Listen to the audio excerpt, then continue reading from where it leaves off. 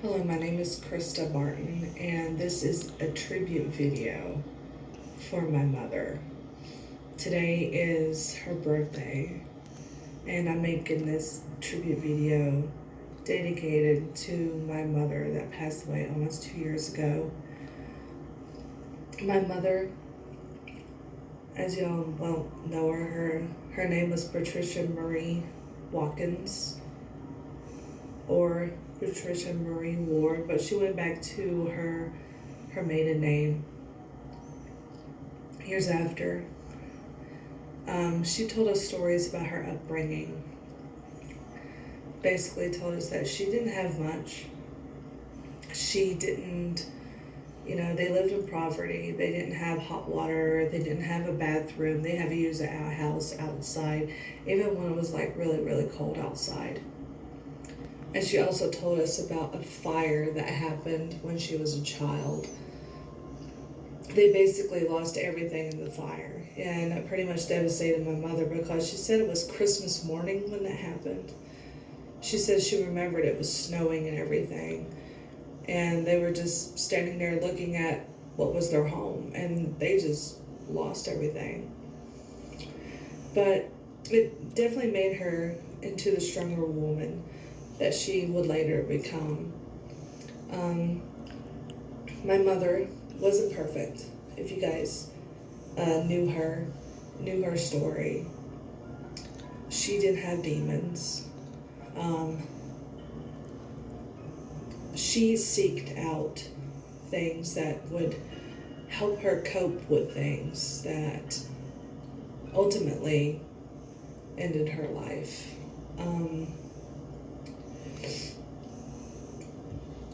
And the main thing is that she didn't take care of her mental illness like she should. Mental illness is a very serious thing that you need to take care of. She had depression. She was very insecure. And she was bipolar. She never went to therapy. She never went to seek out help, was on medication for these things. She tried to surround herself with people that she thought liked her, cared for her, loved her, but all they did was use her, talked about her behind her back. She was a big-hearted person. She would do anything for anyone, even if they did hurt her multiple times, more than once. And she was definitely, she had a big heart. She really, really did. And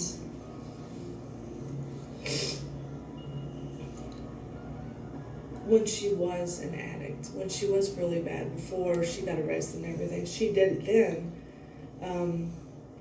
People cheated her. They owed her money. They were supposed to help her out with stuff. They never did it. They won't answer her phone calls or text messages. There was a lot of people that let her down. And I'll never forget the day that me and my sister were in the apartment. And she wasn't showing up. We tried calling her and everything. And then we got a knock on the door. It was our grandmother, Bonnie. She told us that Mom was just arrested. And we didn't know how to process it at first. And then I prayed. I really did pray to God that this really helps out Mom a lot.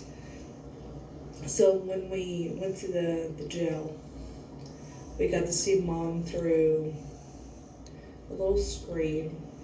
We only talked to her for so long. Those couple of months were really hard because I was worried that this wouldn't change her, that she would relapse like a lot of people do. But they came out with this program called Drug Court, and my mom was the first person to go through it. She wanted to do it. Drug Court is or was, I don't know if it's still a thing or not, is a thing that a judge offers you. Do you rather go through drug court or do you want to do jail time? Drug court is a program that helps you go through NA meetings, AA meetings, you got a probation officer, all that. She went to all her classes. She succeeded so well. And she went to church. She met an amazing friend, Shirley Witt, and Alice Snodgrass as well. She became really good friends with them, especially Shirley. My mom started doing other things to keep her mind occupied because her mind was always running with insecurities, anxieties, and she was bipolar on top of all this, like I was saying. She never took care of her mental illnesses. And I was so proud of her. She graduated drug court. She was on the news. She was in the newspaper. She was everywhere. She was a local hero because she conquered something a lot of people don't, which is addiction. But unfortunately, the grapevine's not that long where I'm from. I'm from a very small town. And when people talk, it does circle back around and you will hear about it. And unfortunately, people that she thought loved her, cared for her, that was very, very close to her and dear to her, talked about her, saying that she was still using and stuff, and this devastated her. And I told her, I said, Mom, the only one that should matter what you're doing is God. God knows what you're doing. And that's all that should matter. That's what I told her. And unfortunately, it got the better of her. And she started surrounding herself again with people that used her, abused her. Even though I'm trying to tell her to let go of these people. They're not there for you. They're there for themselves. They know they can get what they can out of you. At a drug court, and when my mom was sober and everything, she was a totally different person. She had to feel these emotions again that she didn't feel for 5 or 6 years doing all those drugs and everything. So all these feelings were coming back that she would normally numb with drugs. And she found a hobby. She loved doing it. It was gardening. She grew a garden. It was huge. It was beautiful. It was crazy how big this garden was and how much she grew in this garden. She canned a lot. She sold a lot of stuff at the farmer's market. She was, I was helping her with this stuff. It was a lot of work. And I loved helping her out because it kept her busy. And it was something she liked to do. And when her mind was occupied and she set her mind on one thing, she can do amazing things. And on top of that, she even had her own NA meeting at a church for quite some time. I think a couple months. I thought it was amazing that she had her own class. But unfortunately, she had to stop it because there was issues where the classes were held at and everything. But when I got married and I moved out here to Colorado with my husband, he's in the military. We still had a close relationship. I called her every single day, and sometimes we did get along. I mean, we're a mother and daughter. Sometimes don't get along with your parents all the time, but in the end, we still loved each other. And her last Christmas was here in Colorado. We actually flew her here in Colorado. because she was in an emotional state where I was worried about her. Because she seemed like she was going back to being depressed again, insecure again, because there was a lot of things going on in her life that it was like one hit after the other. It really brought her down. And we brought her here. I really wanted her to be happy, make her happy. I'll never forget that Christmas, because that was the last Christmas she would have. Because in the following year, she passed away. But with that, before she passed away, she was going to school to be a truck driver. And I was very proud of her. She never gave up. She was very smart. She studied for all the tests, like the handwritten test, how to park and everything with these big rig trucks and everything. I was very proud of her. And I saw her, succeeding in that and really pushing herself to wanting to do that. Unfortunately, a couple months after that, she ended up in the hospital. And it was funny because the timing was unreal, because I already booked the flight and everything to fly to Tennessee at this time. And it was around the time my mom she was already in the hospital, but she was talking, she was feeling okay, but they were running a lot of blood tests on her. They really didn't know what was going on with her, what was causing all this. I was talking to her, and then I'll never forget this phone call. All of a sudden, it felt like the world just dropped out from under my feet. And it was devastating to hear that my mom is basically waiting to die. My grandfather drove me as fast as he could to that hospital in Kingsport. I remember rushing there, running as fast as I could to get to her room.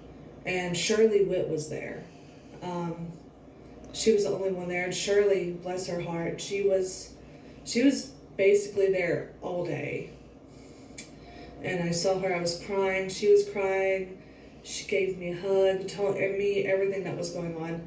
And that night, I swear, me and Shirley were watching that heart monitor like crazy, because my mom, she had a blockage in her heart, because I forgot to tell you guys this. She had open heart surgery the year before I left to go live in Colorado. She had open heart surgery to replace a valve because there was a hole in it. So there was a blockage in her heart. They said it was like this big. It would either break, it would either break off and give her a stroke and she would die, or she would have a heart attack and die. They basically said there was nothing they could do. They just had to wait it out, and she can die at any moment. That devastated me. Shirley was there with me the whole time. I spent the night in the hospital, of course, with my mother. I was not going to leave her. I was going to stay with her.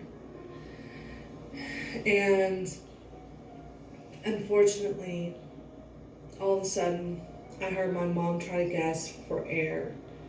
And I ran to her side. I held her hand. And then all of a sudden, she was gone. And my mother was very, very young when she passed away.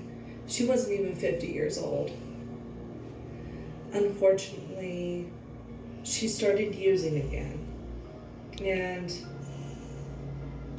not a lot of people knew it, but some people knew that she was starting to use again that didn't tell me and lied to me about it. I don't associate with those people anymore. I don't talk to them anymore.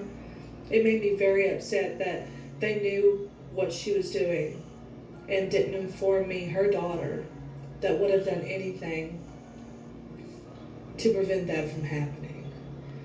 But like I said, she was very young when she passed away. And she was very, very depressed.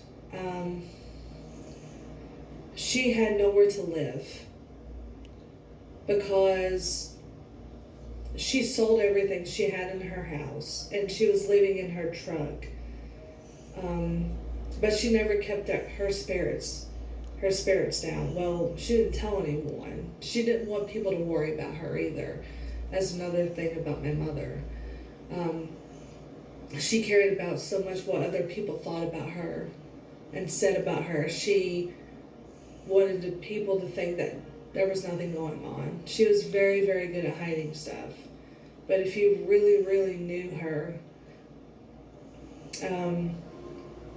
I can tell she was depressed. Like I said, that's why I brought her here for Christmas and everything.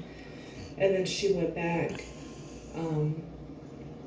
But I just really wish she took care of her mental illnesses a whole lot better. I wish she took care of herself a lot better because she took care of others before she did herself. And that taught me a lesson hugely, that I took a step back and I realized I'm kind of like that too. I care about what other people think and say about me. And I put others in front of me instead of myself. But I stopped doing that. I took huge steps to my mental health, my mental health, especially